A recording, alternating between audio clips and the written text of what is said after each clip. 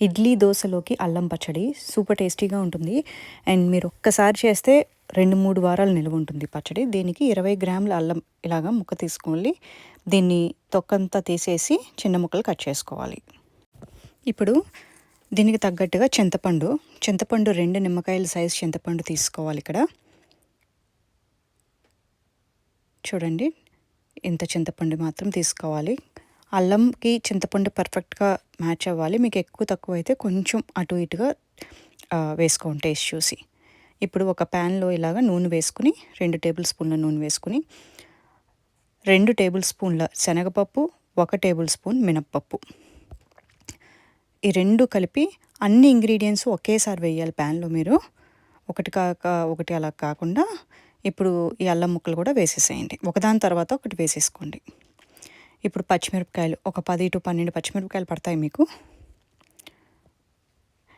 ఇవన్నీ కూడా బాగా రోస్ట్ చేసేసుకోండి. స్లో ఫ్లేమ్లో పెట్టి రోస్ట్ చేసుకోవాలి.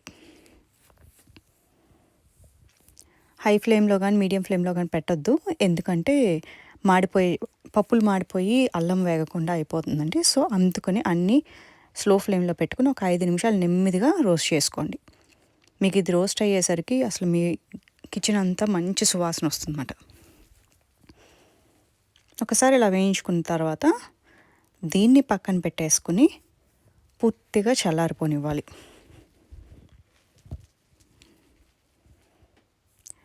ఇప్పుడు ఒక మిక్సీ జార్ తీసుకుని ఆ మిక్సీ జార్లో మనం రోస్ట్ చేసుకున్న మిక్చర్ వేసేసుకోండి ముందుగా చెప్పిన చింతపండు క్వాంటిటీ అంతా వేసేసుకోండి.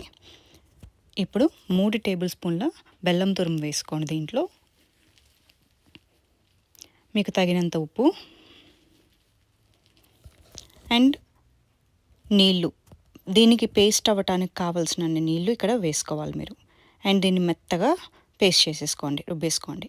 మీకు చింతపండు, ఉప్పు, కారం ఏది సరిపోయినా మళ్ళీ వేసుకోండి. ఇది కన్సిస్టెన్సీ ఇది మాత్రం రావాలి.